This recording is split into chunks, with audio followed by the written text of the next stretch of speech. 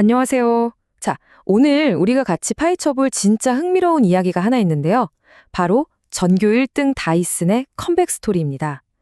여러분, 학교에서 늘 전교 1등을 놓치지 않던 친구 한번 상상해 볼래요? 약간 도도하고 비싼 학용품만 쓰는데 또 인기는 엄청 많은 그런 친구요. 근데 이 친구가 최근 기말고사에서 갑자기 성적이 뚝 떨어졌다면 어떨까요? 도대체 무슨 일이 있었던 건지, 그리고 이 친구가 어떻게 다시 1등을 되찾으려고 지금 벼르고 있는지 이 흥미진진한 이야기를 한번 싹 다 펼쳐보겠습니다. 자, 그럼 본격적으로 시작해볼까요? 일단 이 질문부터 먼저 던져보고 싶어요. 아니, 진짜 비싼데도 없어서 못 팔던 다이슨이 도대체 왜 갑자기 위기에 빠졌을까요? 다이슨 하면 딱 떠오르는 게 가전제품계의 부잣집 인싸친구 느낌이잖아요. 가격표 보면 헉 소리가 나도 누구나 하나쯤은 꼭 갖고 싶어 하던 그 다이슨이 최근에 막 흔들리기 시작했습니다. 그래서 준비한 첫 번째 파트입니다. 1번, 다이슨? 성적이 떨어졌다고? 다이슨의 진짜 성적표를 한번 까볼게요. 먼저 지난해 매출, 그러니까 물건을 팔아서 번 전체 돈을 보면요. 재작년에는 5,492억 원이었는데 작년에는 5,276억 원으로 떨어졌어요. 이게 비율로 보면 한 3.9% 정도 깎인 거거든요. 늘 100점만 맞던 전교 1등 애가 갑자기 점수가 깎여서 96점을 받아온 것처럼 완전 놀라운 소식인 거죠. 근데 여기서 끝이 아니에요. 진짜 순수하게 내 주머니에 남긴 돈, 바로 영업이익도 떨어졌어요. 재작년 10여억 원에서 작년 160억 원으로 5.3%나 줄어들었거든요. 이거는 단순히 쪽지 시험에서 하나 실수로 틀린 수준이 아닌 거죠. 전반적인 컨디션 자체가 지금 꽤 흔들리고 있다는 확실한 증거였습니다. 근데 여러분, 여기서 진짜 대박 충격적인 사실이 하나 있어요. 바로 이 숫자 2입니다. 2017년에 다이슨이 한국 시장이라는 교실에 처음 전학 온 이후로 성적이 이렇게 2년 연속으로 연달아 떨어진 건 이번이 처음이거든요. 도대체 우리 1등 친구한테 어떤 시련이 닥쳤던 걸까요? 자, 이어서 두 번째 파트, 무서운 전학생들의 등장으로 넘어가 보죠. 도대체 우리 반에 무슨 일이 일어난 걸까요? 다들 지갑을 안 여는 경제 침체라는 어려운 상황도 분명히 있었지만 진짜 더 큰 이유는 바로 우르르 몰려온 무서운 전학생들 때문이에요. 옛날에는 다이슨이 혼자서 아주 여유롭게 꼭대기 자리를 독차지하고 있었잖아요. 그런데 지금은 엄청나게 쑥쑥 크고 있는 중국 브랜드들이 교실로 팍 밀고 들어오면서 숨막히는 경쟁이 시작돼 버린 겁니다. 그 전학생들이 누구냐? 바로 로보락, 그리고 드림이 같은 이름의 아주 공격적인 친구들입니다. 이 친구들이 무섭게 치고 올라와서는 로브 청소기라는 구역을 아주 순식간에 점령해버렸어요. 다이슨이 잠깐 방심한 사이에 교실의 서열 판도가 완전히 뒤집어져 버린 거죠. 자, 세 번째 파트입니다. 다이슨의 새로운 비밀 무기. 위기를 딱 느낀 다이슨. 가만히 있었을까요? 절대 아니죠. 예전처럼 자존심만 세우고 있을 때가 아니라는 걸 깨닫고 잃어버린 1등을 되찾으려고 밤새워서 첫 번째 비밀 무기를 꺼냅니다. 바로 지난 5월 13일에 딱 출시된 허시젯 미니 쿨 선풍기예요. 다이슨이 만든 첫 휴대용 손선풍기인데 초당 25m의 강력한 바람을 쏘아내고요. 배터리도 무려 6시간이나 갑니다. 다가오는 여름철을 친구들 사이에서 시선을 확 사로잡을 수 있는 완벽한 인싸템을 꺼내든 거죠. 이거 진짜 재밌는 게요. 바로 이 212g이라는 숫자입니다. 엄청나게 가볍죠. 게다가 두께도 38mm로 엄청 얇아서 그 무거운 학교 백팩 안에 쏙 넣고 다니기 진짜 딱 좋거든요. 예전처럼 무조건 크고 거창한 막 집안에 모셔두는 가전제품만 고집하는 게 아니라 이제는 우리가 매일 친근하게 들고 다니기 편한 쪽으로 전략을 확 바꿔버린 거예요. 이어서 두 번째 무기, 바로 슈퍼소닉 트래블 여행용 헤어드라이어입니다. 기존 제품보다 크기는 32%나 확 작아졌고요. 무게도 25%나 가벼워졌어요. 게다가 어댑터, 그러니까 우리가 흔히 말하는 돼지코 있죠?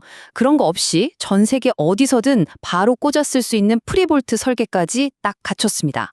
그리고 친근함의 대명사, 배우 박보검님을 새로운 앰베서더로 내세워서 대중들한테 매력을 엄청나게 어필하고 있어요. 근데 막상 작아지면 성능 떨어지는 거 아니야? 하실 수 있잖아요. 이 제품에 대해서 다이슨 창업자인 제임스 다이슨 할아버지가 이렇게 자신만만하게 선언했어요. 단순히 작게 만든 게 아니라 여행 환경에 맞게 완전히 재설계했다. 과도한 연로부터 모발을 보호한다. 네, 맞습니다. 크기를 줄였다고 해서 다이슨의 진짜 주특기인 그 뛰어난 기술력이랑 모발 보호 능력은 절대 타협하지 않았다는 아주 치밀한 마스터 플랜인 거죠. 그리고 마침내 등장한 세 번째이자 가장 묵직한 한방, 바로 스팟앤스크럽 AI 로봇 청소기입니다. 이게 다이슨이 처음으로 내놓은 건습식, 그러니까 진공청소랑 물청소가 둘 다 되는 AI 로봇 청소기거든요. 사실 다이슨이 한동안 이 로봇 청소기 시장에서 아예 손을 뗐었는데 무려 2년 만에 진짜 이 꽉 깨물고 작정해서 이 거대한 무기를 데리고 다시 돌아온 겁니다. 이 로봇 청소기 능력치 한번 볼까요? 진짜 무슨 게임에서 레벨업 끝까지 한 사기캐 스탯 보는 것 같아요. 첫째, HD 카메라랑 AI가 들어가서 지가 알아서 젖은 먼지, 마른 먼지를 싹 구분합니다. 둘째, 24개의 센서에다가 레이저로 거리를 재는 듀얼 라이다 기술로 그 복잡한 장애물들을 요리조리 다 피해요. 셋째, 바닥에 안 지워지는 얼룩 있죠? 그걸 지워질 때까지 최대 15번이나 반복해서 박박 닦아냅니다. 전학생들한테 뺏긴 구역을 다시 찾으려고 최첨단 기술을 아주 아낌없이 갈아 넣은 거예요. 자, 이제 네 번째 파트입니다. 콧대 낮춘 다이슨의 작전. 여러분, 제가 보기에 이 이야기에서 제일 소름 돋는 반전은 바로 이겁니다. 다이슨의 이 신형 AI 로봇 청소기 가격이 179만 원으로 나왔어요. 근데 반면에요, 지금 교실 꽉 잡고 있는 전학생 1장 로보락의 모델은 189만 원이거든요. 와, 믿겨지시나요? 항상 콧대 높고 제일 비쌌던 다이슨이 오히려 경쟁사보다 10만 원이나 더 저렴하게 몸값을 낮춘 겁니다. 게다가 출시 초기엔 할인 프로모션까지 엄청 공격적으로 막 뿌리고 있죠. 자존심 딱 내려놓고 떠나간 친구들 마음 돌리려고 아주 정면 승부를 걸어온 거예요. 드디어 대망의 마지막 파트입니다. 5번, 올해 다이슨은 반등할까? 다이슨의 이 진짜 눈물 나는 밤샘 공부와 작전 변경이 과연 이번 기말고사에서 성과를 낼 수 있을까요? 다이슨의 새로운 전략 다시 한번 싹 정리해 볼게요. 첫째, 크고 비싼 가전제품만 고집하던 걸 넘어서 매일 가방에 들고 다니는 휴대용 기기로 영역을 확 넓혀서 친근하게 다가갑니다. 둘째, 원리 훌륭했던 기술에 아주 똑똑한 최첨단 AI 기능까지 팍팍 얹어버렸죠. 셋째, 무조건 비싼 게 최고야 하던 프리미엄 전략을 버리고 기술과 가격의 밸런스를 딱 맞추면서 경쟁력 있는 착한 가격표를 달았습니다. 자, 여기까지 이야기를 쭉 들어보신 여러분의 생각은 어떠신가요? 다이슨의 이 새롭고 진짜 과감한 작전, 과연 통할까요? 더 똑똑해진 AI, 확 가벼워진 몸집, 거기다 파격적으로 낮춘 가격까지 이렇게 완전 무장한 다이슨이 과연 무서운 전학생들을 싹 물리치고 다시 전교 1등 왕좌를 뺏어올 수 있을지. 앞으로 가던 시장이라는 이 교실이 진짜 흥미진진해질 것 같습니다. 과연 다음 성적표는 어떻게 나올지 다 같이 기대해보면서 오늘 준비한 설명은 여기서 마치겠습니다.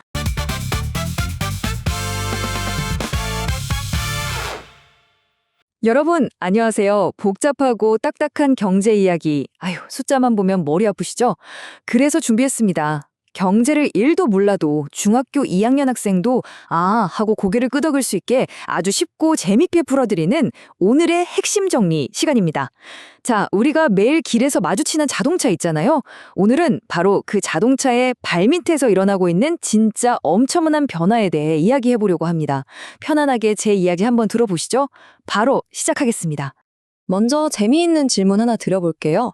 여러분, 요즘 대세인 전기차가 도로에 많아지면 과연 누가 제일 돈을 많이 벌까요? 당연히 자동차 만드는 회사 아니야?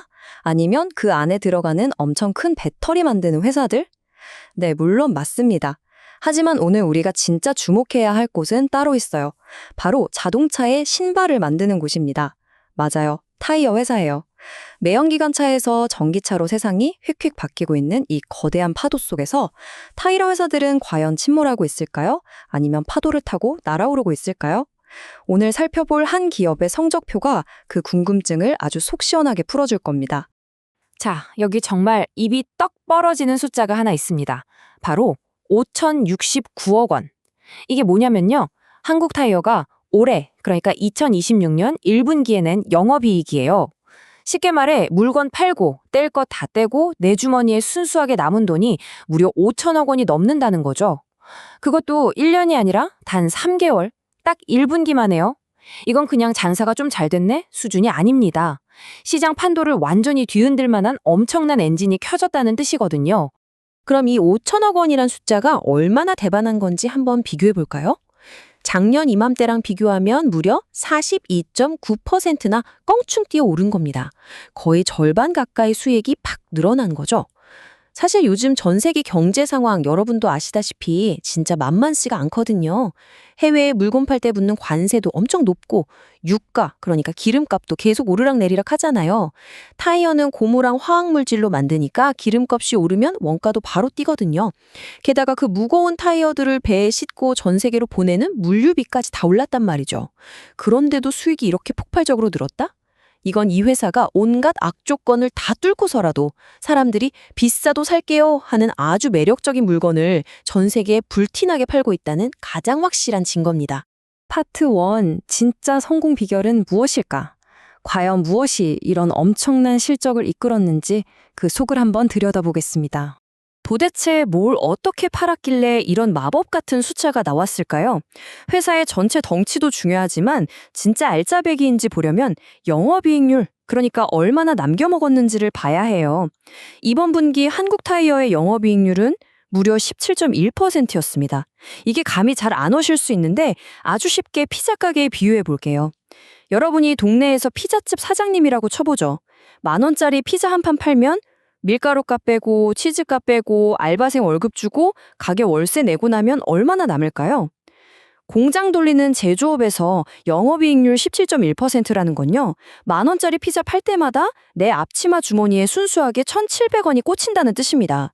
보통 공장들이 10,000원어치 팔아서 500원, 1,000원 남기기도 헉헉대는 거 생각하면 이거 진짜 장사 기가 막히게 잘하고 있다는 겁니다. 대박이죠? 그럼 대체 어떤 피자길래 이렇게 마진이 좋을까요? 비밀은 바로 타이어의 크기에 있습니다. 전체 타이어 매출의 거의 절반, 정확히 49.1%가 바로 18인치 이상 고인치 타이어에서 나왔거든요. 작년보다도 2%포인트나 더 올랐어요. 고인치 타이어가 뭐냐면 바퀴통이 아주 크고 널쩍한 고급 타이어예요. 피자로 치면 콤비네이션 피자가 아니라 그 위에 최고급 스테이크랑 트러플 오일이 잔뜩 올라간 아주 비싼 프리미엄 토핑 피자인 셈이죠. 바퀴 휠이 크고 타이어가 넓으면 쌩쌩 달릴 때나 코너 돌 때 쫙 깔리는 안정감이 장난 아니거든요. 요즘 사람들 크고 멋진 SUV나 고급 승용차 엄청 좋아하잖아요. 그러다 보니 자연스럽게 비싸고 이윤도 팍팍 남는 이 고급 타이어가 회사 매출을 아주 든든하게 받쳐주는 지둥이 된 겁니다. 그리고 여기에 수익성을 뻥튀기 해주는 진짜 강력한 토핑이 하나 더 얹어집니다. 바로 전기차 타이어예요. 새 차에 들어가는 타이어 중에 전기차 타이어 비중이 무려 29.6%를 기록했습니다. 작년보다 6.6%포인트나 확 뛴 거죠. 아니 근데 전기차 타이어가 왜 돈이 되냐고요? 전기차는 무거운 엔진 대신 더 무거운 배터리를 싣고 다녀요. 일반 자동차보다 수백 킬로그램은 더 무겁단 말이죠. 그러니까 타이어가 짓눌리지 않고 버티려면 아주 훨씬 튼튼하게 만들어야 해요. 게다가 전기차는 엔진 소리가 안 나잖아요?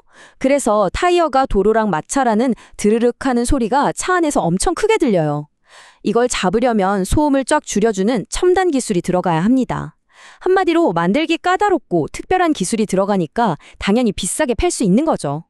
전기차가 도로에 많아질수록 수익도 쑥쑥 크는 그야말로 황금알을 낳는 거위가 된 겁니다. 파트 2. 프리미엄 타이어의 힘. 자, 그럼 글로벌 명차들은 과연 어떤 선택을 했을까요? 여기서 되게 자연스럽게 궁금증이 하나 생깁니다. 아니, 이렇게 비싸고 마진 좋은 프리미엄 타이어나 전기차 타이어를 대체 어떤 자동차 회사들이 믿고 턱턱 사주는 걸까요? 아무나 이런 고급 타이어를 납품할 수 있는 건 절대 아니거든요. 화면 한번 보실까요? 메르세데스 벤츠, BMW, 포드, 그리고 최고급 스포츠카의 끝판왕 포르쉐까지 있습니다. 한국 타이어는 지금 전 세계 50여 개 브랜드, 300개가 넘는 차종에 새 차 살 때 껴있는 신차용 타이어를 납품하고 있어요. 복잡하게 품질 평가서 같은 거 들여다볼 필요도 없습니다. 자동차의 본고장 유럽에 그 콧대 높고 딴깐한 명차 브랜드들이 자기네 최고급 차에 이 타이어를 직접 픽했다. 이거 하나면 이 회사의 세계적인 품질 수준은 그냥 완벽하게 증명되는 거죠. 파트 3. 숨은 공신 한온 시스템.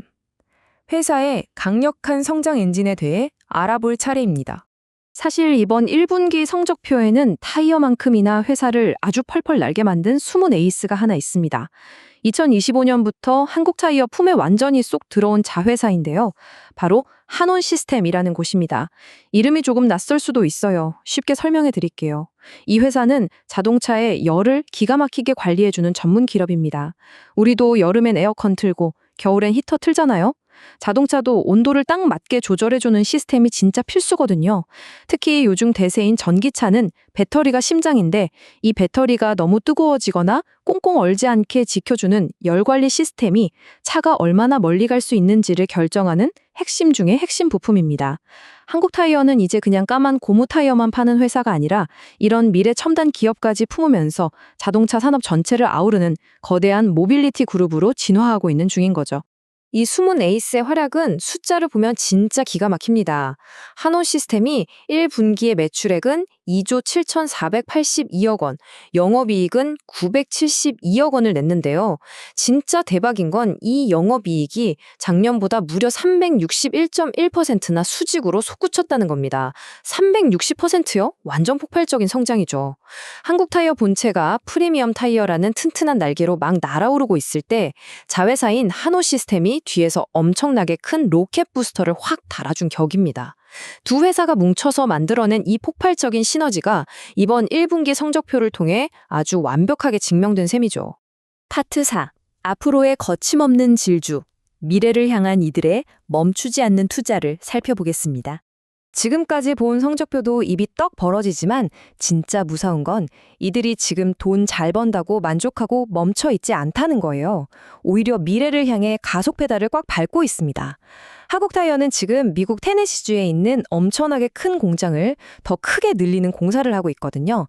당장 올해 2026년 상반기에 승용차용 타이어 만드는 라인을 쫙 다 짓고 하반기에는 커다란 트럭용 타이어 라인까지 싹 다 완성할 계획입니다. 이 공사가 딱 끝나잖아요. 그럼 1년에 타이어 550만 개를 더 찍어낼 수 있게 됩니다. 전 세계에서 굴러가는 한국 타이어 전체 물량이 한 방에 5%나 쑥 늘어나는 거예요. 물건이 없어서 못 파는 일은 절대 없도록 공장 덩치 자체를 팍팍 키우면서 다가올 미래를 아주 철저하게 준비하고 있는 겁니다. 이들이 어디를 향해 달려가는지 그 목표도 아주 깔끔합니다. 돈 냄새가 폴폴 나는 프리미엄, 고인치 타이어 파는 비중을 지금 49%대에서 아예 절반이 넘는 51% 이상으로 확 끌어올리겠다. 그리고 새 차에 껴주는 타이어 중에 전기차 타이어 비중을 33% 이상으로 만들겠다. 이거예요. 최고급 명차 브랜드들이랑 끈끈하게 손잡고 만들기는 어렵지만 한 번 팔면 돈이 확확 남는 비싼 타이어를 전 세계에 더 많이 깔겠다는 아주 영리하고 강력한 전략이죠. 많이 팔고 비싸게 팔고 남는 돈으로 똑똑하게 투자하고 장사의 가장 기본이자 필승 공식을 제대로 밟아가고 있습니다. 자, 여러분. 처음엔 그저 한 타이어 회사가 1분기에 돈을 얼마나 벌었나 하는 성적표 이야기로 시작을 했죠. 그런데 그 숫자들 속을 하나하나 파헤쳐 보니까 어떠셨나요? 전기차라는 거대한 새로운 물결, 하나를 팔아도 크게 남기는 프리미엄 전략, 그리고 미래를 내다보는 똘똘한 투자까지 이 엄청난 경제 스토리가 전부 숨어 있었습니다. 우리가 매일 출퇴근하면서 무심코 쳐다보는 도로 위 자동차들, 그 작은 변화들이 지금 이 순간에도 우리 주변의 기업들과 경제 생태계를 이렇게나 다이너믹하게 뒤바꿔 놓고 있습니다. 과연 다음번엔 또 어떤 기업이 이 거대한 변화의 파도를 타고 우리를 깜짝 놀라게 할까요?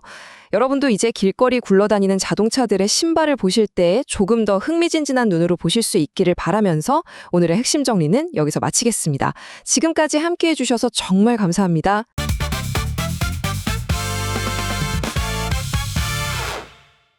여러분 안녕하세요. 오늘 이 흥미진진한 자료의 해설을 맡은 여러분의 가이드입니다. 평소에 난 경제나 산업 트렌드 이런 거 진짜 하나도 모르는데 하시는 분들, 혹은 의학용어 듣기만 해도 벌써 머리가 지끈거리네 하시는 분들, 오늘만큼은 전혀 절대 걱정하실 필요 없습니다. 그냥 친한 친구한테 옛날 이야기 듣는 것처럼 편안하게 들어주세요. 제가 아주 쉽고 재미있게 귀에 쏙쏙 들어오게 풀어드릴 테니까요. 오늘 우리가 다룰 이야기는요, 말 그대로 세상을 깜짝 놀라게 할 마법 같은 변화에 대한 겁니다. 바로 한 달에 딱 한 번으로 판도를 뒤집어버릴 비만 치료제의 미래에 대한 이야기죠.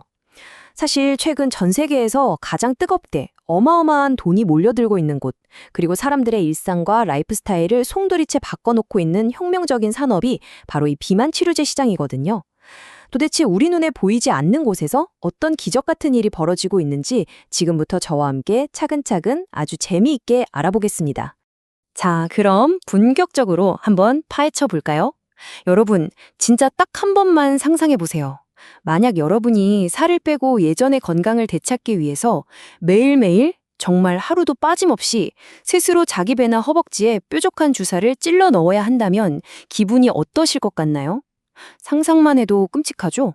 아니면 일주일에 한 번씩 꼬박꼬박 귀중한 시간을 내서 병원에 가야 하거나, 심지어 모처럼 휴가나 해외여행을 갈 때도 약이 상할까봐 얼음팩에 주사기를 바리바리 싸들고 가야 한다고 생각해보세요. 생각만 해도 너무 아프고 번거롭고, 그냥 안 맞고 말지 하면서 중간에 확 포기하고 싶어질 겁니다. 맞아요. 이게 바로 현재 수많은 비만 치료제 환자들이 현실에서 겪고 있는 가장 큰 고통이자 딜레마예요. 그리고 동시에 이 제약산업 전체가 반드시 무조건 풀어야만 하는 가장 핵심적인 숙제이기도 하죠. 왜냐고요?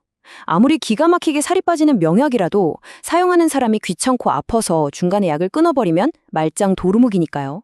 결국 얼마나 편하게 만들 것인가가 이 게임의 승패를 가르는 겁니다. 그런데 여러분, 이 불편함을 해결했을 때 얻을 수 있는 보상이 어느 정도인지 아시나요? 이 시장, 경제적인 규모로 보면 정말 상상을 초월합니다. 무려 2천억 달러. 우리 돈으로 환산하면 대략 270조 원이 넘는 엄청난 금액인데요. 이게 숫자가 너무 커서 감이 잘 안 오실 텐데, 우리나라 1년 국가 예산의 거의 절반에 육박하는 어마어마한 돈이 이 시장 하나에 몰려 있다는 뜻입니다. 게다가 전 세계 비만 치료제 시장은 지금 매년 30%라는 말도 안 되는 폭발적인 속도로 팽창하고 있어요. 그래서 2030년, 그러니까 불과 몇 년 뒤에는 무려 이 2천억 달러 규모에 도달할 거라고 경제 전문가들이 입을 모아 전망하고 있습니다. 매년 30% 성장이라니 이건 웬만한 실리콘밸리 IT 스타트업들도 달성하기 힘든 초고속 성장률이거든요. 아니 도대체 왜 이렇게까지 엄청난 돈이 몰리는 걸까요? 그건 바로 현대사회에서 비만은 더 이상 단순히 오태가 안 난다 같은 미용의 문제가 아니기 때문입니다. 이제 비만은 당뇨, 고혈압, 심혈관 질환 같은 온갖 무서운 질병을 유발하는 반드시 치료해야만 하는 만성질환으로 의학계는 물론이고 경제적으로도 완전히 인정받았거든요. 자, 이렇게 엄청난 수요가 폭발하는 270조 원짜리 황금 어장에서 살아남고 돈을 갈퀴로 긁어 모으려면 앞서 말씀드린 그 매일 주사 맞는 고통을 반드시 해결해야만 하는 겁니다. 그래서 오늘 우리는 이 거대한 퍼즐을 아주 이해하기 쉽게 5가지 단계로 나누어서 살펴볼 겁니다. 첫 번째, 방금 말씀드린 거대한 시장. 두 번째, 한 달에 단 한 번 일하는 편의성. 세 번째, 댐과 운하 기술. 네 번째, 통증 감소와 효과 지속. 그리고 마지막 5번째, 환자를 위한 진짜 변화입니다. 자, 복잡한 건 제가 다 쉽게 풀어드릴 테니 걱정 마시고 계속 가보겠습니다. 1번, 거대한 시장과 급증하는 필요성입니다. 앞서 270조 원이라는 어마어마한 시장 규모를 확인했죠. 이 거대한 시장은 지금 기존의 아프고 불편한 주사제보다 훨씬 더 편안하고 획기적이고 혁신적인 새로운 해결책을 아주 애타게 못 빠지게 기다리고 있습니다. 자, 드디어 이 거대한 황금 어장을 독식하기 위해 아주 강력한 출사표를 던진 주인공들이 등장합니다. 바로 대웅제약 그리고 티온랩테라퓨틱스라는 두 회사가 손을 꽉 잡고 월 1회, 즉 한 달에 딱 한 번만 맞는 세마글루타이드 비만 주사제를 공동으로 개발하겠다고 나선 건데요. 여기서 세마글루타이드라는 이름이 나오는데 이건 너무 어렵게 생각하지 마세요. 그냥 요즘 전 세계에서 살이 제일 쩍쩍 잘 빠진다고 소문난 가장 잘 듣는 최신 비만약의 성분 이름 정도로만 이해하고 넘어가시면 충분합니다. 우리가 경제 기사를 볼 때 이렇게 두 기업이 협력을 한다, 파트너십을 맺었다는 건 도대체 무슨 뜻일까요? 간단합니다. 각자가 창고에 가지고 있는 가장 강력하고 잘하는 무기를 하나씩 들고 와서 엄청난 시너지를 낸다는 뜻이죠. 대형제약사인 대용제약이 가진 아주 든든한 자본력과 수십 년간 쌓인 약물 생산 노하우, 거기에 티온 랩 테라퓨틱스라는 회사가 가진 아주 날카롭고 혁신적인 독자적 미세 기술력이 딱 만난 겁니다. 이 둘이 만나서 시너지가 폭발하니까 당장 올해 안에 우리나라에서 실제 환자들을 대상으로 첫 투약을 시작하겠다는 목표를 세우고 아주 무서운 속도로 질주하고 있는 거죠. 2번, 편의성의 성배. 한 달에 딱 한 번 투여하는 기술입니다. 피 튀기는 비만 치료제 시장에서 환자가 주사 맞는 주기를 하루에서 일주일로, 일주일에서 한 달로 획기적으로 늘리는 것은 현재 모든 글로벌 제약사들이 목숨을 걸고 있는 최종 목표이자 성배입니다. 자, 여기서 우리가 꼭 기억해야 할 아주 중요한 핵심은요. 바로 장기 지속형 주사제라는 마법 같은 개념입니다. 말이 한자어라 조금 딱딱하고 어렵게 느껴지시죠? 제가 중학생도 단번에 이해할 수 있게 아주 쉬운 비유를 하나 들어드릴게요. 여러분, 놀이공원 가면 파는 그 폭신폭신한 솜사탕 아시죠? 입에 넣자마자 침에 닿아서 사르르 순식간에 녹아 없어지잖아요. 반면에 입안에 넣고 아주 천천히 이리저리 굴려가면서 오래오래 먹어야 하는 크고 딱딱한 알사탕도 있죠. 장기지속형 주사제는 바로 이 알사탕을 우리 몸속에 살짝 넣어주는 것과 완벽하게 똑같습니다. 일반적인 주사는 맞자마자 하루 만에 약효가 솜사탕처럼 확 퍼졌다가 사라지지만 이 장기지속형 기술을 쓴 약은 한 번 주사를 띵 맞으면 몸속에서 한 달 내내 아주 천천히 그리고 아주 꾸준하게 알사탕처럼 녹아 나오도록 치밀하게 설계가 되어 있는 겁니다. 이렇게 되면 어떻게 될까요? 환자는 그 지긋지긋한 주사를 매일 자기 배에 찌를 필요 없이 한 달에 딱 한 번만 산책하듯 병원에 가서 맞고 오면 끝나는 거죠. 이건 정말 환자 입장에선 마법이자 구원이나 다름없는 겁니다. 3번, 댐과 운하 그리고 기술의 비밀입니다. 아니 말은 쉽지 도대체 이 알사탕 같은 마법의 약을 현실에서 어떻게 만드는 걸까요? 우리 눈에는 보이지도 않는 아주 미세한 나노 단위의 기술의 비밀을 우리가 아주 잘 아는 물과 댐의 비유를 통해서 아주 쉽고 재미있게 풀어보겠습니다. 지금 보시는 이 내용이 그 차이를 정말 기가 막히게 잘 보여주는데요. 아까 두 회사가 뭉쳤다고 했죠. 먼저 티온랩이라는 회사가 가진 큐젝트 스피어라는 기술은요. 한마디로 아주 튼튼한 콘크리트 댐이라고 생각하시면 됩니다. 상상해보세요. 약을 우리 몸에 딱 주입했는데 이 한 달치 약이 댐이 무너지듯 몸속에서 한꺼번에 와르르 쏟아져 나오면 어떻게 될까요? 말 그대로 홍수가 나서 속이 메스껍고 토하는 등 엄청난 부작용이 생길 테고 약효는 며칠 만에 끝나버리겠죠. 큐젝트 스피어 기술은 약물 밀입자를 아주 특수하게 코팅해서 초기에 약이 훅 하고 빠져나가는 걸 꽉 억제해줍니다. 즉 튼튼한 댐의 수문을 닫아서 홍수를 완벽하게 막아내는 역할을 하는 거죠. 반면에 대웅제약이 가진 큐어라는 기술은 아주 정교하게 설계된 운하 시스템입니다. 자, 댐으로 물을 안전하게 막아놨다면 이제 한 달 동안 몸속에 가뭄이 들지 않게 물을 졸졸졸 아주 일정하게 흘려보내야 약효가 유지되겠죠? 이 큐어 기술은 약물 입자들의 크기를 진짜 복제인간처럼 아주 균일하게 만들어서 약효가 어느 날은 셌다가 어느 날은 약했다가 들쭉날쭉하지 않고 한 달 내내 똑같은 속도로 아주 안정적이게 뿜어져 나오도록 컨트롤해주는 기술입니다. 이 두 가지 놀라운 기술이 하나로 찰떡처럼 합쳐지면 완벽한 3단계의 시너지 효과가 완성됩니다. 첫째, 튼튼한 댐 기술로 주사 맞은 직후에 약이 폭포수처럼 쏟아지는 걸 막는다. 둘째, 정교한 운하 기술로 한 달 내내 약을 일정하게 흘려보내서 약효를 유지한다. 여기까지는 의학적인 부분이었고요. 경제적으로 진짜 어마어마하게 중요한 세 번째 단계가 숨어 있습니다. 바로 양산 단계에서의 제품 간 편착 최소화라는 건데요. 말이 좀 어렵지만 사실 별거 아닙니다. 아무리 연구실에서 박사님들이 밤새워서 끝내주는 약을 딱 한 개 잘 만들었다고 쳐도 이걸 실제 공장에서 붕어빵 찍어내듯 수백만, 수천만 개를 찍어냈을 때 어떤 약은 효과가 세고 어떤 약은 효과가 맹물 같으면 그걸 어떻게 돈 받고 팔겠어요? 안 되겠죠. 이걸 경제산업 용어로는 수요를 높이고 품질 안정성을 확보한다라고 표현합니다. 이 두 회사의 기술이 합쳐짐으로써 대량 생산으로 팍팍 찍어내도 항상 똑같은 고품질의 훌륭한 약을 아주 저렴한 비용으로 안정적으로 시장에 공급할 수 있는 완벽한 제조 공정을 확보하게 되었다는 뜻입니다. 이래야 진짜 돈이 되는 거거든요. 4번, 통증은 줄이고 효과는 늘린다. 그리고 치료 옵션의 확장입니다. 그런데 여러분, 여기서 만족하고 멈춘다면 진정한 업계 선두주자가 아니겠죠. 대웅제약은 단순히 주사제 하나 잘 만드는 것에만 만족하지 않고 훨씬 더 큰 그림을 그리고 있습니다. 자, 그럼 다음으로 넘어가서 이 기술들이 어떻게 더 큰 그림으로 연결되는지 한번 보시죠. 대웅제약이 미래를 위해 야심차게 준비하고 있는 다양한 무기들, 유식한 말로 포트폴리오를 보면요. 입으로 꿀꺽 삼키는 먹는 알약, 피부에 그냥 쓱 붙이는 마이크로니들 패치, 그리고 방금 우리가 딥다이브에서 알아본 한 달에 한 번 맞는 장기지속형 주사제까지 아주 다양합니다.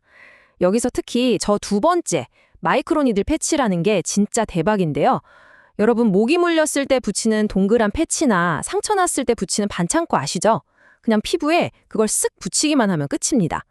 그 패치 표면에 우리 맨눈에는 보이지도 않는 아주 미세한 마이크로 바늘들이 촘촘하게 박혀 있어서 피부에 붙이는 순간 그 바늘들이 피부 속으로 사르르 녹아 들어가면서 약을 전달하는 원리예요. 찌르는 통증이나 주사바늘에 대한 공포감이 아예 0이 되는 겁니다. 그런데 회사는 왜 굳이 돈 들여가며 이렇게 여러 가지 옵션을 만드는 걸까요? 식당에 비유해 볼게요. 김치찌개 딱 하나만 파는 식당보다 매운 거 좋아하는 사람을 위한 마라탕, 단 거 좋아하는 사람을 위한 디저트까지 메뉴가 다채로우면 손님을 훨씬 무지막지하게 많이 끌어모을 수 있겠죠? 주사바늘을 기절할 만큼 무서워하는 환자, 알약 먹는 게 편한 환자, 그냥 한 달에 한 번 병원 가는 게 제일 편하다는 환자까지 모든 소비자의 각기 다른 입맛과 상황을 완벽하게 맞춰서 이 거대한 270조 원짜리 시장을 아주 남김없이 싹쓸이하겠다는 아주 강력하고 똑똑한 경제적 전략인 것입니다. 드디어 마지막 5번입니다. 환자를 위한 변화, 그리고 이것이 시장 경제에 미치는 영향입니다. 지금까지 우리가 살펴본 저 미세한 나노 단위의 신기한 기술들이 도대체 우리들의 실제 삶과 국가 경제 전반에 어떤 거대한 파도를 일으키게 될까요? 자, 여기서 이 슬라이드에 정말 흥미로운 포인트를 하나 짚어보겠습니다. 바로 업계 관계자가 남긴 아주 뼈 때리는 중요한 코멘트인데요. 환자의 복약 순응도와 처방 패턴이 완전히 한 단계 더 레벨업 될 수 있다. 자, 여기서 복약 순응도라는 낯선 의학 용어가 등장하는데요. 전혀 쫄 필요 없습니다. 아주 간단해요. 환자가 의사 선생님이 하라는 대로 처방받은 약을 중간에 빼먹지 않고 끝까지 잘 챙겨 먹거나 맞는 그 성실한 정도를 뜻합니다. 생각해보세요.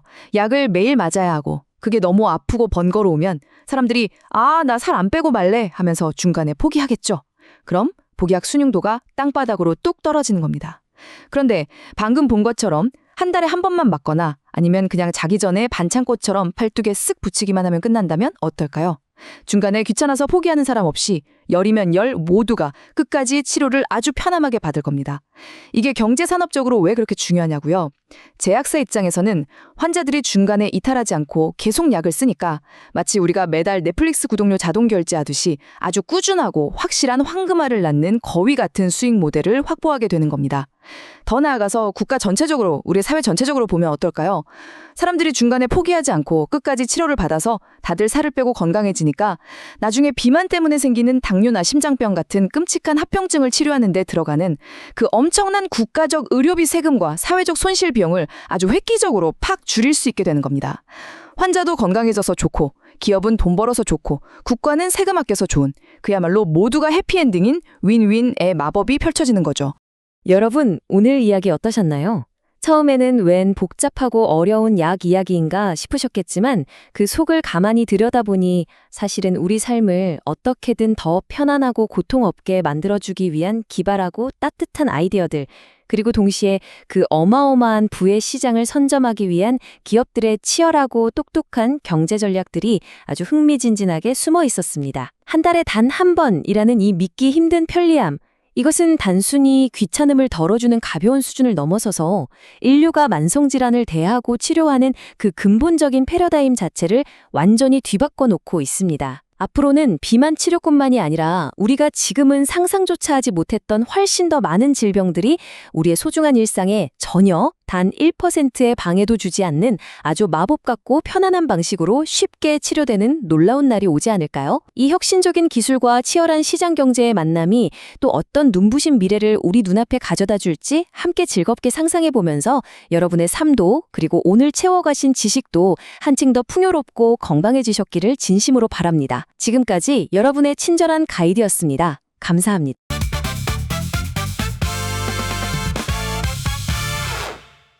삼성전자가 휴머노이드 로봇을 만든다고 하면 다들 SF 영화나 게임 속 이야기부터 떠올리실 텐데요.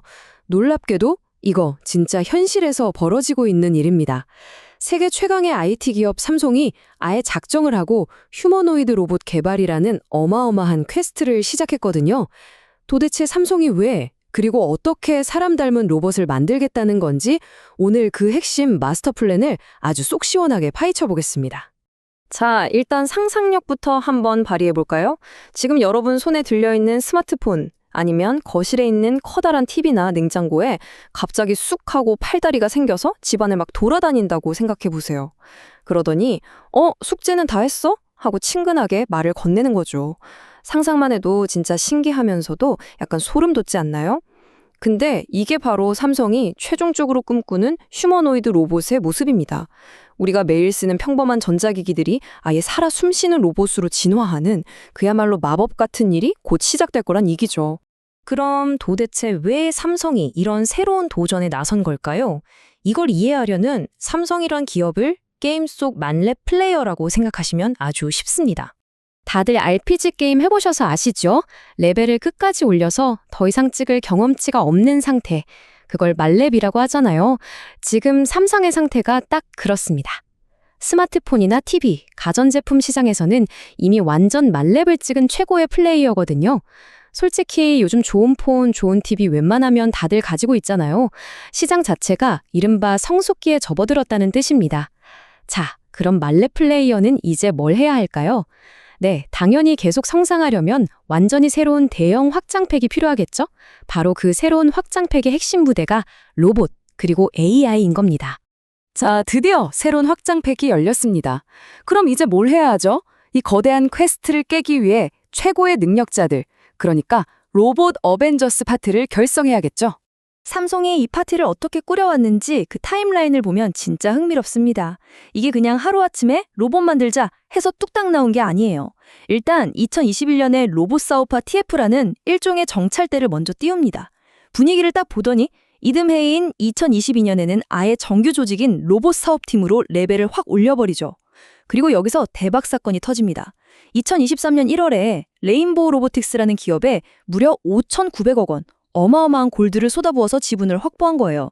이 투자가 왜 중요하냐면 로봇이 두 발로 걷고 움직이는 그 엄청난 물리적 스킬을 단숨에 파티에 추가해버린 거거든요. 게다가 지금은 사내에서 미래 로봇 추진단이라는 이름으로 새로운 영웅들을 싹 다 끌어모으면서 진짜 끝내주는 공격대를 짜고 있는 중입니다. 그리고 이 공격대에는 아주 핵심적인 브레인 역할을 하는 마법사 길드 같은 곳이 하나 있습니다. 작년 8월에 만들어진 이노엑스 랩이라는 조직인데요. 이름부터 뭔가 엄청 혁신적인 냄새가 나죠? 여기서는 단순히 로봇의 겉모습만 뚝딱뚝딱 만드는 게 아닙니다. 가상 공간에 똑같은 쌍둥이를 만드는 디지털 트윈이나 공장 자동화, 그리고 무엇보다 휴머노이드가 스스로 생각하게 만드는 그 핵심 두뇌 기술, 이걸 연구하는 특수부대예요. 그러니까 로봇을 단순한 기계 덩어리가 아니라 공장부터 우리 집까지 전부 하나로 연결해주는 진짜 똑똑한 AI 플랫폼으로 만들기 위해 맹렬하게 마법 주문을 개발하는 곳이다. 이렇게 생각하시면 됩니다. 그런데 여기서 이런 의문이 하나 들지 않나요? 아니, 왜 하필 사람을 닮은 휴머노이드일까? 그 이유를 한번 살펴보죠. 사실 삼성은 반도체 칩이나 스마트폰 같은 걸 기가 막히게 잘 만드는 회사잖아요. 굳이 덩치 큰 사람 모양 로봇까지 직접 만들 필요가 있나 싶죠. 근데 이걸 게임 관점에서 보면 답이 딱 나옵니다. 휴머노이드 로봇은요, 삼성이 이미 가지고 있는 사기급 아이템들을 전부 퓨전했을 때 탄생하는 일종의 최종 보스 폼이거든요. 생각해보세요. 삼성은 이미 세계 1등 반도체랑 정밀 센서 기술을 가지고 있죠. 거기에 엄청 똑똑한 AI 기술도 있죠. 또 우리 집에 쫙 깔려있는 수많은 가전제품 생태계도 있죠. 여기에 아까 말씀드린 레인보우 로보틱스의 막강한 움직임 스킬까지 합쳐지는 겁니다. 이 엄청난 능력치들을 하나로 싹 다 뭉쳐놓은 완전체가 바로 휴머노이드인 거예요. 삼성 입장에선 창고에 이렇게 좋은 전설템들이 가득한데 이걸 안 합쳐볼 이유가 전혀 없는 거죠. 그럼 이 엄청난 최종 보스 폼, 당장 내일 우리 집에 오는 걸까요? 그건 아닙니다. 삼성이 어떻게 이 로봇을 우리 일상에 데려올지 그 현실적인 로드맵을 한번 보시죠. 아무리 만렙 플레이어라도 새 확장팩 나오자마자 바로 끝판왕 잡으러 가진 않잖아요. 삼성도 아주 차근차근 단계별로 레벨업을 하려는 기획입니다. 먼저 1단계. 일단 자기들 공장이라는 아주 안전한 튜토리얼 맵에서 제조용 로봇으로 시작을 합니다. 거기서 로봇 품질을 확실하게 테스트하고 돈도 좀 벌어보는 거죠. 여기서 경험치가 충분히 쌓였다 싶으면 2단계로 넘어갑니다. 이제 식당이나 대형 매장 같은 상업시설에 로봇을 투입해서 중간 보스들을 잡는 거예요. 그리고 이 모든 테스트와 실전 경험을 완벽하게 마치고 나면 드디어 최종 3단계. 똑똑하고 완벽해진 휴머노이드 로봇이 우리 집 거실로 당당하게 걸어 들어오게 되는 겁니다. 사실 이 전략이 진짜 똑똑한 게 현장 전문가들 평가도 아주 좋습니다. 기사에 나온 한 업계 관계자도 제조 로봇에서 먼저 성과를 내고 나서 휴머노이드와 홈 로봇으로 확장하는 게 가장 현실적인 로드맵이 될 거다라고 콕 집어서 말했거든요. 그러니까 무턱대고 우리 이런 사람 닮은 로봇 만들었다 하고 자랑부터 하는 게 아니라 진짜로 산업 현장과 우리 실생활에 도움이 되도록 기초공사부터 아주 탄탄하게 다지고 올라가겠다는 거죠. 꽤 치밀하죠? 자, 이제 마지막으로 살펴볼 핵심 포인트입니다. 이 치열한 로봇 전쟁에서 살아남고 승리하기 위한 공략법을 알아보죠. 새로운 로봇 서버가 열렸다고 해서 지금 삼성 혼자만 신나게 퀘스트 깨고 있는 게 절대 아닙니다. 이미 테슬라라든가 피규어 AI 같은 진짜 무시무시한 글로벌 탑 랭커들이 엄청난 속도로 선점 경쟁을 벌이고 있거든요. 이 고인물들을 이기려면 어떻게 해야 할까요? 일단 아까 말한 레인보우 로보틱스의 기술을 최대한 빨리 완벽하게 흡수해야 하고요. 남의 부품 사다 쓰는 게 아니라 핵심 부품들을 직접 만들어서 장착해야 합니다. 하지만 삼성이 가진 진짜 가장 무서운 필살기는 따로 있습니다. 그게 뭐냐면요. 바로 우리가 이미 매일 쓰고 있는 갤럭시 폰, 삼성 TV 이런 기존 가전 생태계랑 로봇을 말 그대로 물화일체 수준으로 완벽하게 연동시키는 거예요. 우리가 이미 쓰고 있는 기기들과 로봇이 하나처럼 움직인다면 이건 뭐 다른 라이벌들이 감히 넘볼 수 없는 엄청난 무기가 되는 거죠. 오늘 삼성이 왜 휴머노이드라는 거대한 퀘스트를 시작했는지, 어떤 영웅들을 모아서 어떻게 단계를 밟아가고 있는지 쫙 한번 정리해봤는데요. 스마트폰이 우리 손안에 엄청난 세상을 열어줬다면 이 휴머노이드 로봇은 우리 곁에서 직접 두 발로 걸어다니며 삶을 180도 바꿔놓을 완전히 새로운 차원의 문을 열어줄 겁니다. 집에 딱 들어갔는데 삼성 로봇이 왔어? 오늘 간식은 이거야? 하면서 챙겨주고 같이 게임도 하는 미래. 상상만 해도 진짜 짜릿하고 기대되지 않나요? 과연 이 거대한 마스터 플랜이 우리 일상을 어떻게 바꿔놓을지 이 흥미진진한 퀘스트의 다음 스테이지를 기대해 보셔도 좋을 것 같습니다. 오늘 준비한 핵심 분석은 여기까지입니다.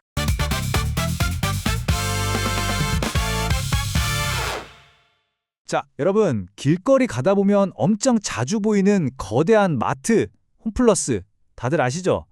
그런데 요즘 이 거대한 기업이 정말 치열한 생존 게임을 벌이고 있습니다.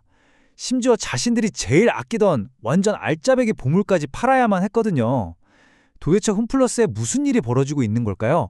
오늘 제가 이 숨막히는 서바이벌 스토리를 여러분 눈높이에 맞춰서 아주 쉽고 재미있게 싹 다 풀어드릴게요. 일단 이런 상황을 한번 상상해 보세요. 여러분이 지금 당장 지갑에 돈이 없어서 오늘 점심을 굶어야 할 판이에요. 그런데 돈 빌려간 친구가 미안, 내가 그 돈 2달 뒤에 꼭 갚을게 이러는 겁니다. 아니, 당장 오늘 배가 고파 죽겠는데 2달 뒤에 돈 생기는 게 무슨 소용이겠어요? 진짜 황당하겠죠. 놀랍게도 덩치가 산만한 홈플러스가 지금 딱 이 상황입니다.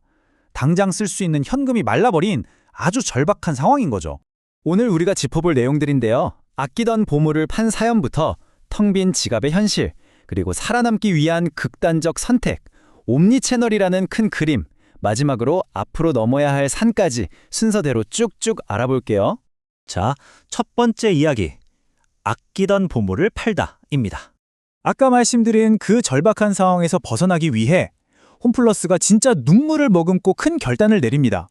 바로 법정 관리라는 최악의 늪을 피하려고 알짜배기 슈퍼마켓인 홈플러스 익스프레스를 NS홈쇼핑에 전격 매각해버린 거죠. 이 매각으로 홈플러스가 주게 된 현금은 무려 1206억 원입니다. 사실 원래 시장에서는 한 3천억 원은 받지 않을까 했거든요. 근데 당장 밀린 직원들 월급도 줘야 하고 물건 대진 회사들한테 돈도 갚아야 하니까 어쩔 수 없이 조금 싼 값에 급하게 팔아버린 거예요. 이 1206억 원이라는 숫자에는 홈플러스의 다급함이 그대로 녹아있는 겁니다. 두 번째 파트, 텅 빈 지갑의 현실입니다. 여기서 여러분은 아마 이런 생각이 드실 거예요. 아니, 방금 1,206억 원이나 벌었다면서 왜 아직도 힘들다고 난리야? 이 상황을 딱 설명해주는 경제 용어가 바로 유동성 위기입니다. 아까 제가 처음에 얘기했던 점심값 비유 기억나시죠? 홈플러스가 매장을 팔아서 1,206억 원을 받기로 한 건 맞는데 그 진짜 현금이 통장에 꽂히는 건 2달 뒤라는 게 문제예요. 겉보기엔 재산도 있고 돈도 받을 게 있는데 당장 오늘 쓸 수 있는 현금이 없어서 숨통이 막히는 위기. 이걸 바로 유동성 위기라고 부릅니다. 이 숨막히는 시간표를 한번 쭉 따라가 볼게요. 지난 3월에 대주주가 1,000억 원이라는 엄청난 돈을 긴급 수혈해줬지만 워낙 덩치가 큰 마트다 보니까 벌써 바닥이 났어요. 그리고 5월 8일에 익스프레스를 팔았지만 방금 말씀드렸듯이 진짜 돈은 2달 뒤에나 나오죠. 그런데 홈플러스는 당장 7월 3일까지 법원에 우리 이렇게 다시 살아날 겁니다 하는 회생 계획을 허락받아야 하거든요. 완전히 찌깍거리는 시한폭탄이에요. 이 2달 동안 버틸 돈을 스스로 어떻게든 구해와야만 하는 거죠. 그래서 홈플러스는 제일 큰 채권자인 메리츠 금융그룹을 찾아갑니다. 여러분, 전당포 아시죠? 비싼 물건 맡기고 급전 빌리는 곳이요. 홈플러스는 이미 메리츠 쪽에 전국 68개 마트 건물, 무려 4조 원어치의 진짜 어마어마한 부동산을 담보로 맡기고 1조 2천억 원을 빌린 상태예요. 그러니까 당장 돈으로 바꿀 수 있는 재산은 몽땅 다 맡겨둔 셈이죠. 그래서 제발 그 2달 동안 필요한 단기 자금 좀 더 빌려주세요 하고 급전, 즉 브리치론을 간절하게 부탁했습니다. 하지만 안타깝게도 아직 속 시원한 대답은 못 들은 상황입니다. 세 번째 이야기, 살아남기 위한 극단적 선택입니다. 돈줄은 말라붙었는데 당장 어떻게든 살아남긴 해야 하잖아요. 그래서 홈플러스가 내린 결정이 진짜 엄청 극단적이에요. 전체 104개 대형마트 매장 중에서 무려 35%인 37개 매장의 문을 아예 임시로 닫아버리기로 했습니다. 이유는 단 하나예요. 돈을 아끼려고요. 차라리 장사가 그나마 잘 되는 나머지 67개 매장에 한정된 물건들을 꽉꽉 채워서 거기만 집중하겠다는 작전이죠. 문을 닫는 매장의 직원들에게는 집에서 쉬게 하는 대신 원래 월급의 70%를 휴업수당으로 지급하기로 했고요. 이건 진짜 홈플러스가 목숨 걸고 빼든 최후의 생존 승부수입니다. 네 번째, 옴니채널이라는 큰 그림입니다. 자, 이번엔 시선을 살짝 돌려서 이 매장들을 사들인 NS홈쇼핑 얘기를 해볼게요. 여기서 아주 재미있는 의문이 생기죠. 아니, NS홈쇼핑은 왜 하필 이 위기에 빠진 회사의 마트를 샀을까요? NS홈쇼핑의 예전 전략은 철저하게 TV나 모바일 화면 안에만 갇혀 있었어요. 그런데 이제 그 전략이 완전히 바뀝니다. 전국 곳곳에 있는 오프라인 익스프레스 매장과 자신들의 온라인 배송 시스템을 하나로 쫙 연결해버리는 거예요. 화면 밖의 진짜 세상, 오프라인 영토를 얻어서 엄청난 시너지를 내려고 이 거대한 투자를 한 겁니다. 그리고 이걸 경제 용어로 아주 멋지게 옴니채널이라고 부릅니다. 이 단어 꼭 기억해 두세요. 여러분, 스마트폰으로 한참 게임하다가 집에 와서 컴퓨터 켰을 때 아까 폰에서 하던 그 화면 그대로 끊김없이 이어서 게임해 본 적 있으시죠? 옴니채널이 딱 그거예요. TV에서 구운 맛있는 음식을 동네 매장에서 바로 받아오거나 매장에서 물건 구경하다가 폰으로 쓱 주문하고 이렇게 온라인과 오프라인의 경계가 완전히 사라진 마법 같은 쇼핑을 만드는 게 바로 NS 홈쇼핑의 목표인 거죠. 마지막 파트, 앞으로 넘어야 할 산들입니다. 홈플러스는 당장 필요한 현금을 구했고 NS 홈쇼핑은 오프라인 영토를 얻었죠. 그럼 이제 둘 다 해피엔딩일까요? 아직 샴페인 터뜨리기엔 이릅니다. NS 홈쇼핑이 맞서 싸워야 할 무시무시한 보스 몹들이 남아있거든요. 밖으로는 이미 동네 슈퍼마켓 시장을 꽉 잡고 있는 이마트 에브리데이나 GS 더 프레시 같은 막강한 경쟁자들과 싸워야 하고요.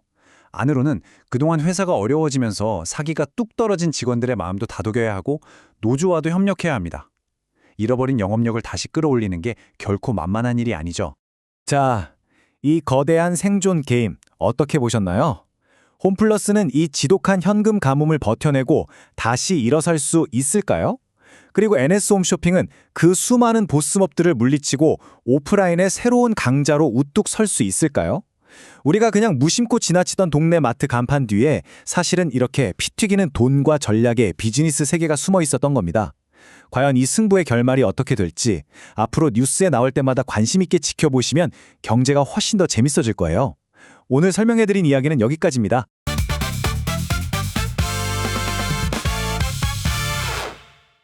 여러분 안녕하세요. 복잡하게 얽혀있는 경제 이야기들을 마치 친구랑 수다 떨듯 쉽고 재미있게 풀어드리는 오늘의 설명 시간입니다. 자, 다들 학창 시절 기억 한번 떠올려 보실래요? 어느 날 우리 반 교실 뒷문이 싹 열리면서 딱 봐도 범상치 않은 낯선 전학생이 들어오던 그 순간 말이죠. 가방은 엄청 번쩍거리고 왠지 모를 여유까지 잘잘 흐르던 그런 전학생이요. 오늘 우리가 살펴볼 경제 이야기가 바로 이 전학생들에 대한 내용입니다. 여기서 우리 교실은 대한민국의 전기차 시장이고요. 기존의 터줏대감으로 반장, 부반장을 맡고 있던 현대차, 기아, 테슬라 같은 친구들이 모여있는 이 교실에 진짜 어마어마한 스펙을 장착한 새로운 전학생들이 연달아 등장하면서 지금 교실이 아주 발칵 뒤집혔거든요. 대체 어떤 친구들이길래 이러는 걸까요? 지금부터 하나씩 뜯어보겠습니다. 최근에 길을 걷거나 운전하시면서 저 차는 로고가 처음 보는 건데 되게 세련됐네? 하면서 고개 돌려보신 적 아마 한 번쯤은 있으실 겁니다. 보통 경제나 자동차 산업 분석이라고 하면 뭔가 막 복잡한 숫자, 어려운 전문 용어 쏟아질 것 같잖아요. 오늘 설명은 그런 거 전혀 없습니다. 경제 배경 지식이 하나도 없는 중학교 2학년 학생도 딱 들으면 그런 거구나 하고 바로 이해할 수 있게 아주 쉬운 비유로 설명해 드릴 거니까요. 요즘 자동차는 그냥 굴러가는 쇳덩어리가 아니라 우리가 매일 바꾸고 싶어하는 스마트폰처럼 거대한 전자제품으로 아주 빠르게 변하고 있죠. 그 변화의 한가운데 혜성처럼 나타난 이 낯설고 화려한 차들. 그 정체가 도대체 뭔지 오늘 확실하게 감 잡아보시죠. 자, 그럼 이 소문의 전학생들 도대체 언제 어떻게 우리 교실에 들어왔는지 바로 첫 번째 장을 열어보겠습니다. 사실 교실 뒷문으로 가장 먼저 아주 조용히 들어와서 벌써 엄청난 인기를 끌고 있는 중국 출신 전학생이 하나 있습니다. 바로 BYD죠. 이 친구는 작년 1월에 아토3라는 핵심 모델을 들고 한국 시장에 입학했어요. 쉽게 말해서 아주 가성비 좋고 엄청 튼튼한 국민 운동화를 신고 들어온 건데요. 원래 배터리를 전문으로 만들던 회사라 기본 체력이 정말 엄청난 친구거든요. 근데 성적이 어떻게 됐을까요?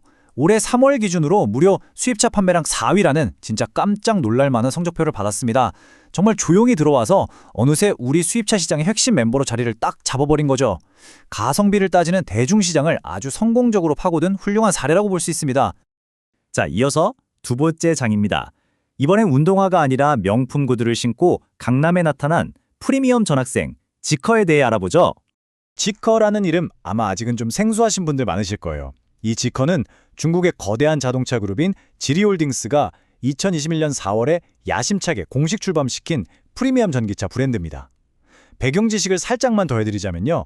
이 지리그룹이 바로 우리가 가장 튼튼하고 안전한 차로 잘 알고 있는 스웨덴의 볼보를 품고 있는 거대 기업이거든요. 그러니까 이 새로운 전학생은 그냥 돈만 많은 게 아니라 뼈대 있는 집안 출신이라는 겁니다. 유럽의 그 고급스럽고 튼튼한 안전성에다가 중국 특유의 엄청난 자본력과 속도전을 싹 다 섞어버린 거죠. 머리부터 발끝까지 최고급 한정판 디자이너 브랜드를 휘감고 교실에 나타난 아주 콧대 높은 전학생인 겁니다. 근데 이 친구 전학 준비를 진짜 기가 막히게 했습니다. 연구개발이랑 디자인 센터를 중국 본토에만 둔 게 아니라 스웨덴에도 차렸어요. 동양과 서양의 최신 트렌드를 양쪽에서 다 흡수하겠다는 거죠. 그리고 지난 5월 8일에 한국에 첫 번째 갤러리를 열었는데 그 위치가 어딘지 아세요? 바로 강남 대치동입니다. 이게 뭘 의미할까요? 가장 돈을 많이 쓰고 가장 까다롭게 고급을 따지는 이른바 프리미엄 학군 한가운데다 깃발을 확 꽂아버린 겁니다.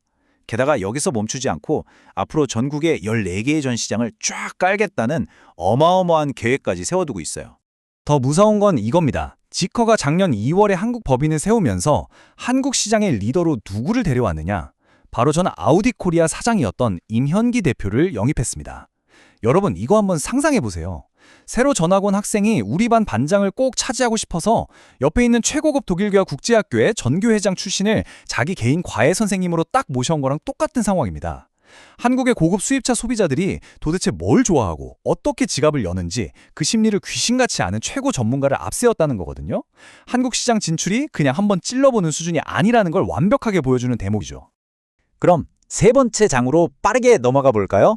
이 잘난 전학생이 도대체 어떤 무기를 숨기고 왔길래 이렇게 자신만만한 걸까요? 화면에 보이는 40만이라는 숫자, 이거 진짜 눈여겨보셔야 됩니다. 지커가 올해 하반기에 한국에 가장 먼저 내놓을 5인승 패밀리 SUV 모델이 7X라는 차인데요. 이 차가 전 세계에 처음 공개되고 나서 불과 37일 만에 팔려나간 대수가 무려 40만 대입니다. 37일 만에요. 이걸 계산해보면 하루에 10,000대 이상이 팔렸다는 얘기거든요. 웬만한 중소도시 인구수만큼의 차가 진짜 순식간에 증발하듯 팔려나간 겁니다. 새로 데뷔한 아이돌 그룹이 전 세계 돔구장 콘서트를 37일 연속으로 꽉꽉 채워 매진시키는 것과 비슷한 파괴력이에요. 진짜 입이 떡 벌어지는 스코어죠. 지금 대치동 갤러리에 가보시면 아주 화려한 라인업이 쫙 깔려 있습니다. 방금 말씀드린 대형 SUV인 9X부터 시작해서 가정여행용으로 딱인 프리미엄 다목적 차량 MIX, 완전 순수 전기차인 009 그랜드, 그리고 아주 스포츠카처럼 날렵하게 생긴 001FR까지 용도별로 쓸 수 있는 최고급 필기구 세트를 책상 위에 쫙 펼쳐놓은 느낌이에요. 근데 여기서 가장 중요한 포인트가 하나 있습니다. 이 모든 차량에 레벨2 자율주행 기술이 그냥 기본으로 싹 다 들어갔다는 점이에요. 레벨2가 뭐냐고요? 고속도로 달릴 때 차가 스스로 차선 안 벗어나게 핸들을 싹 잡아주고 앞차랑 간격 맞춰서 브레이크 밟았다가 엑셀 밟았다가 알아서 해주는 아주 똑똑한 투명 조수석 선생님이 차마다 한 명씩 기본으로 타고 있다는 뜻입니다. 근데 제가 오늘 진짜 목소리 높여서 설명해드리고 싶은 최고의 무기는 따로 있습니다. 바로 제일 큰 맏형격인 대형 SUV 9X에 들어간 슈퍼 일렉트릭 하이브리드라는 시스템인데요. 이게 무려 세계 최초의 구동 방식입니다. 보통 하이브리드 하면 전기 모터랑 기름 먹는 엔진이 같이 돌아가는 걸 생각하시잖아요. 근데 이 9X에 들어간 기술은 차원이 좀 다릅니다. 이미 전 세계에서 5만 대, 6만 대씩 팔려나가면서 난리가 났거든요. 도대체 세계 최초라는 이 마법 같은 기술이 뭐길래 이렇게 사람들이 열광할까요? 그 기술을 설명하기 전에 중국 대형 SUV 시장에서 이 9X가 차지하는 파이 좀 보세요.